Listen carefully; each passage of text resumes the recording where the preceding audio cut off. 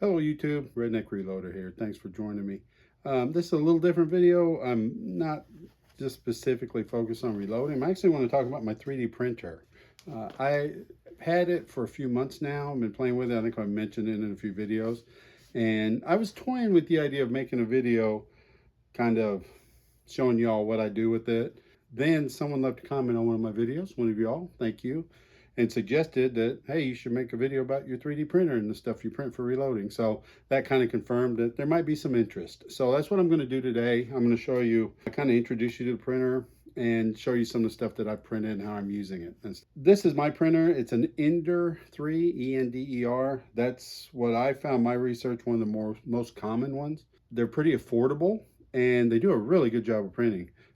I've looked at 3D printers years ago and they were like $1,200 and something that was a lot of my price range for what I wanted to play with. But this brand new was $180. So the price has come down pretty dramatically on them. The way they work, it's got this gantry system and it's got a spool of filament. The filament comes on these spools and kind of resembles weed eater string, and you can get it in a variety of colors and also different materials. Some are stronger, some have better qualities for certain things. But the spool mounts here, and this head literally just goes back and forth and up and down, and it just lays layer after layer of the melted filament on top of each other and builds up whatever you're printing. You can take any object that you've created in a 3D object file, like a CAD program. You run it through a program called a slicer, which literally just slices it up and feeds that information to the printer on how to print it. You don't have to be a 3D designer. I don't know anything about 3D design. There's a number of websites. There's one called Thingiverse, which is almost like a Google type site. You go to it, you search for whatever you're looking for, and people who have designed stuff and 3D printed stuff will put their designs up, and you can download them and print them yourself. You can also, they put the object files, the base files, so you can actually open it in a 3D design program and modify it and edit it, which a lot of people do. That's something I'm just starting to do. And eventually I want to get where I can design my own stuff. I can design some real basic stuff, but some of the things I want, gonna have to have a little bit more skill before I can do that. But I've found a lot of stuff to just download. They're not fast, depending on what you're printing and how dense you're making it. You can make it more dense where it's just solid, or you can actually make it with like a hollow center with like honeycomb to make it more lightweight and use less filament. But something that's really heavy and dense, like for example, I'm looking to print a AR-15 lower receiver, and it's one that's really been beefed up. There's some people who do that with 3D printers. You know, some early ones, you know, they get a few shots out of them before they cracked or something, but now they've developed it pretty good. They've made some designs that are kind of customized for 3D printers that are, add some strength in some weakened areas and stuff, and had some really good results. So I wanted to print one just to play around with it and see how it did. And the one that I picked is probably about the best one out there, I think. I sliced it the other day on my computer and I was looking, and it's going to take 3 days to print. So some of this stuff really takes a long time. That's part of the reason I didn't make this video earlier, because a few things, when I thought about making the video, there was a few things I wanted to show you, but I hadn't printed them yet, and I really didn't have time to print them. I don't like to leave it unsupervised. I don't like to turn it on and leave and go to work or something. So I try to do it when I'm off and I'm here, so I can kind of monitor it. I just haven't had the time to print some of this stuff. So I kind of put this video off so I had time to print a few more things I wanted to show you. So let's just get into it and I'll show you some of the things that I've done. So some of the early stuff I did were smaller things. So these are just some dippers for dipping powder. I actually have the files to print a whole set of these along with a holder that sits on your bench top and sets them in.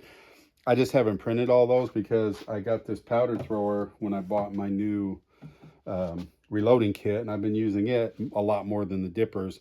So I just haven't got around to printing more of them, but you can print some really nice ones. And this is a very tiny little one that I printed. This is nice when, instead of using a powder trickler, if I'm trying to just kind of trickle up to a load, this is real easy just to put a little dab of powder in to bring it up slowly if you're trying to work up to a weight. So this is just kind of examples of some little stuff that you can print. This doesn't take long to print. These are maybe an hour, maybe less, depending on how large it is. So these are not a real time-consuming print. I've also made some reloading trays. This is one for a 223, and I like making these customized per caliber because, for example, with 223, I have an RCBS reloading tray, and you know they're kind of universal fit. So the slot for the 223, it's kind of stepped. So when you put it in, it's a larger hole, and you have to push it all the way in to get it into the smaller hole, and they get kind of wobbly. And sometimes I've had powder and put them in and kind of spilled some powder and stuff. I like these. They're customized. See, you got the name on it, and it fits nice and snug. And these are nice. You can find these for any caliber you want to print. You can just go online, find it, and download it. Also for 9mm, the ones that I've got a couple of them. One's RCBS. I don't remember who made the other one. But for 9mm, when I put the case down in it, it's low enough that if I try to put a powder funnel on top of it, the powder funnel doesn't fit all the way down to the case mouth before it hits the tray, and then you spill powder when you're trying to charge it. So when I've done 9mm, I've had to take it out of the tray and sit on the bench to powder charge it and then put it back in. So now when I print one that's customizable, it's lower, and I can actually use a powder funnel with it. So these are kind of nice to have. Not every print turns out. You have problems sometimes.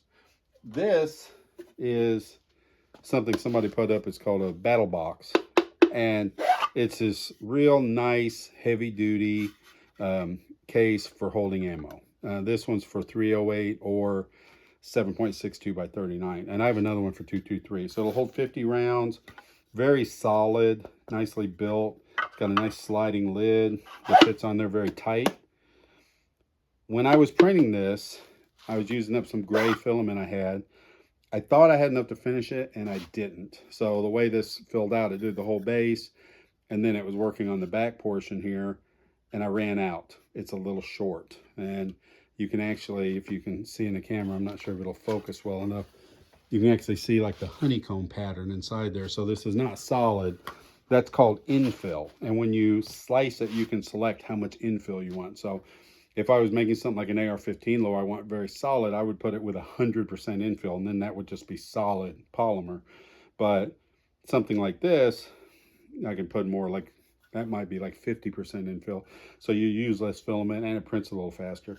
But ideally, this should come all the way up. So when you slide it, you see there's that open area. It didn't quite print up to the top level of that. I might reprint it, or I might just use it like this. That little gap doesn't really bother me. It serves a purpose. This is for holding my 7.2 by 69 ammo, and I'm going to print another one of these in 223.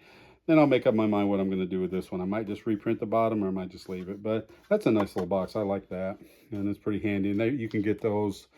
You can design and make anything you want, but you can find these for just about any caliber on like Thingiverse, and download the files and print them yourself. So that's kind of, I just print that two-tone. By choice, I just put black on there. You can make them all the same color. You can print different colors. I found the prices on the filament really doesn't matter. It's black, yellow, orange, blue. The price is pretty much the same. So I've bought a variety of different colors just to try them out, and you get good luck with some not so much. So that's a nice little box I made. So this is a sight adjusting tool. Now, I did not make this. This is 3D printed. I actually bought this about a year ago before I had the 3D printer, but I wanted to bring this out as just an example. I've seen the files. I could build this. I could print this and put it together. It's just been 3D printed. You can see the plastic parts. And then there's some quarter 20, looks like threaded rod with some nuts that they put together to make this. But this is a tool for removing a Glock sight. And I was putting new sights on one of my pistols. That's why I bought this. So you take your slide off, place it in here and clamp it down. And then you just crank this. It moves apart, pushes the old slide out for removing the rear slide. The rear sight off your slide. And then you just flip it over when you put the new sight in and work it the other way to push it into place. So that's a neat little tool that's been 3D printed, and you can find those files online as well. And it said not everyone turns out. So this is, that's reloading stuff. I'll jump into just some regular gun stuff. So this is a lower from my AR-15 pistol, but I just grabbed this for an example. I was making a stock, what they call a minimalist butt stock for AR-15.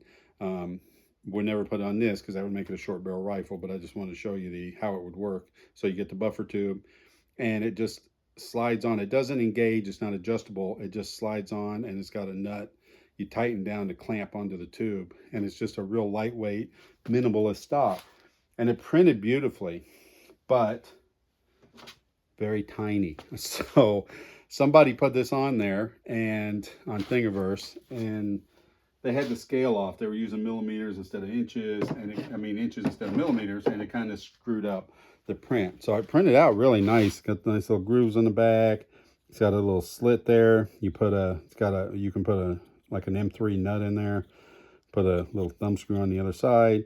This tightens down. This is not solid. You can see it's split down there, so it'll clamp. So you can put this into the tube, clamp it down, and just have a nice little buttstock. I was just going to throw this away, but I knew I was going to make this video, so I thought, well, I'll just show you. This is a mistake, but I've sliced this, and I've got it loaded up. So I will reprint this at the proper size, and then I'll have my little minimalist buttstock there that I wanted. So that's just an example of some of the stuff that can go wrong. This is my Lee app press, and the shell holders for it are different than the shell holders that I use in my regular press because they're cut all the way through. And so I needed something to kind of organize those. So I made this little shell holder box. This lid's a little tight. I need to do a little sanding. Sometimes when you print stuff, it's not perfect, and you got to take a little sandpaper to it. And so this lid is a little tight. I've kind of left it that way because that way I won't lose anything out of it. But it's just a little snap-on lid, and you can see it's just a little case. It's got the little sections in there, holds the shell holders perfectly. And then it's like the lid pops on there, nice and snug, and it's a nice little way to keep my shell holders organized. What's next? Here's another little ammo box. This is just a little 9mm ammo box. It's got a sliding lid, so just to hold 9mm rounds. This is one of my early prints. I'm not really happy with this design. The lid's a little flimsy, and doesn't want to fit in those grooves very well. I prefer something like that battle box, but this was one of my very early prints, and still have it around. I haven't really used it. I just have it, but it's kind of neat. There's a reloading funnel, very small one. Fits great on 223. That was 3D printed. And these, I think I got my camera set up where you can see those. Yeah. These are some containers for holding primers. So it's hard to find a brick of primers anymore. When I find them, it's usually the little 100-piece sleeves. And so this was a design of just a little container, a little dispenser. You just put your little sleeves of primer in. They come out and just feed out of the bottom. Kind of handy. I printed them, color coded them, made some different ones for rifle, pistol. These are for small primers. Now the Winchester boxes are bigger than like a CCI style box. So this was a different, same thing. Somebody just took it and scaled it up so it'll hold the Winchester primers in it. So these are kind of neat. I've printed 3 of those. I'm going to print one more. I've got small pistol, small rifle in there, and then I've got, these are a large rifle. I'm going to make another one for large pistol, and I just print them all different colors. Just keep those on my bench, so it's real handy to keep my primers in order.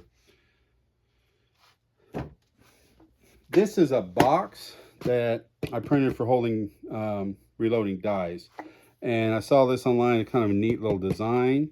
The top slips on. You can see your dice fit in here. Almost like a kind of a Lee style box. I thought it was kind of neat when I printed it, but the problem I have with it, this lid's too short. So if I put in like a decap die, that sticks up higher, the lid won't go all the way down. So what I would have to do with this is to take the original file, go back into a 3D modeling program, and stretch that top to make it about 1 inch higher. And then that would be a nice little box. And this is very well made. The bottom is very solid. It's very heavy. So I like that. I've just got a couple of spare dies in there. It's a handy way to hold them.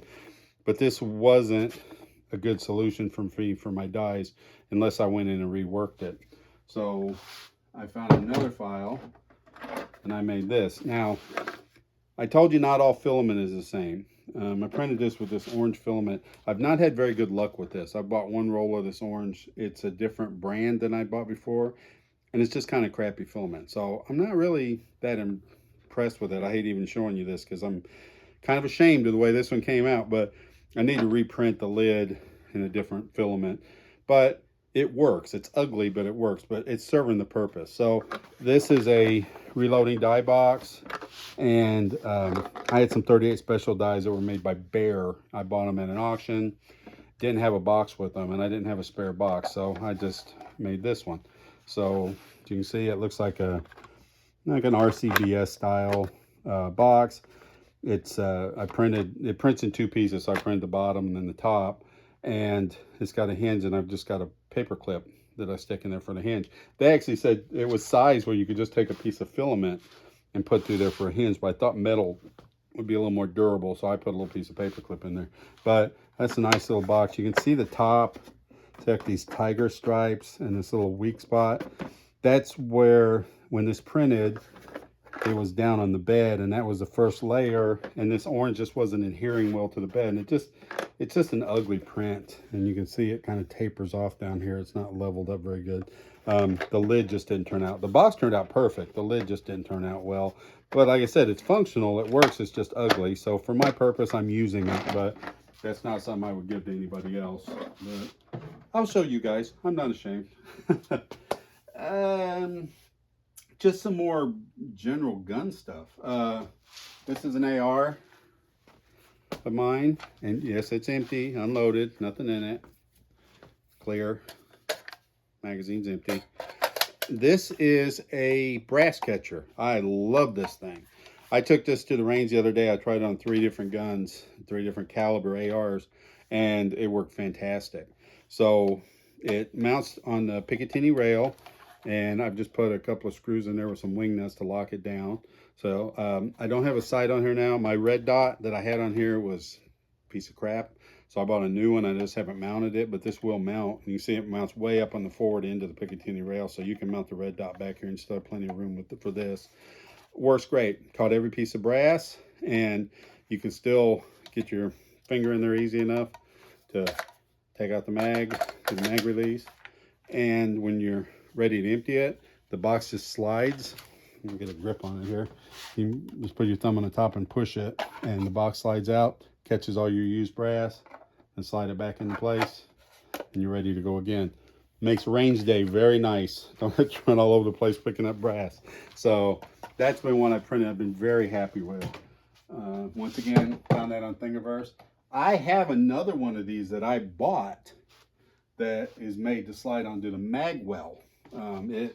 Instead of mounting on the Picatinny rail, it slides over the mag well, and it has a box like this. I think it's made by Brass Goat. I paid, I think, pretty close to 50 bucks for that thing, like $45 for it. And it works great, mostly. Depends on the lower. This particular lower is a polymer lower by EP Armory, and you can see the polymer lowers have some little areas where they add some strengthening over the metal ones. You see? Yeah, so there's a metal one there. You can see a few of the areas are kind of beefed up a little bit, and specifically on the mag release side, and it doesn't really fit very well over this magazine well. I can kind of jam it on there and it will work, but this one works a lot better. That's why I wanted to print this one. So I saved, that's probably maybe $1 or $2 worth of filament, and save 50 bucks buying another one. So I like that one. That's nice. This is a jig for machining an AR-15 lower, an 80% lower.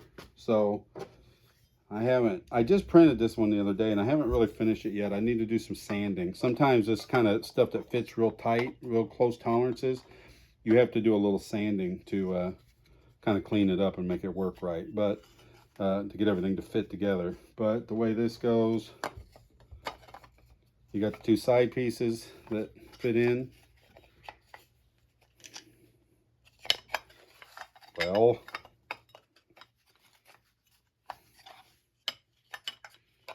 oh, I got in backwards, that's why. There we go. So it fits in like this. There's a bottom piece that locks on to lock it in place. And then you've got two tops.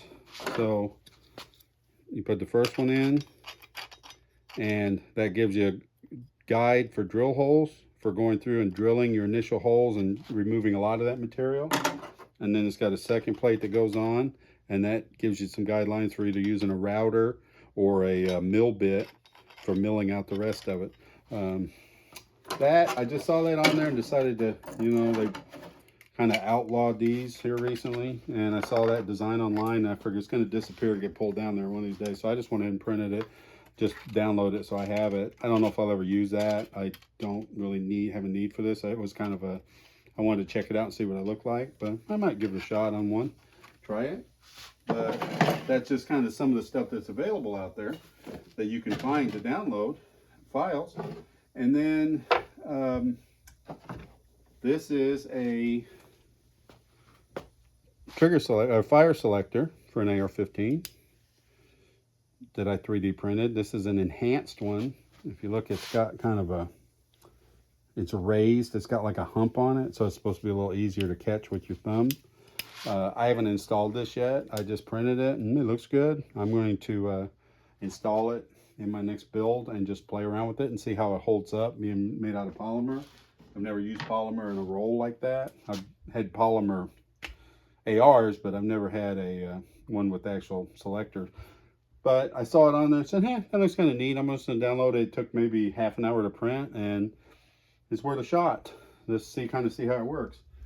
This is a little tool that I printed that I just love. If you've built ARs before, you probably recognize this. You can buy these things. I think they're like 10 bucks, but it's just like a little rod with a little hole in it. But when you're putting this front pin in the AR, there's a spring and a detent that you have to push in. You put in and you have to try to like hold it down while you're pushing this pin in.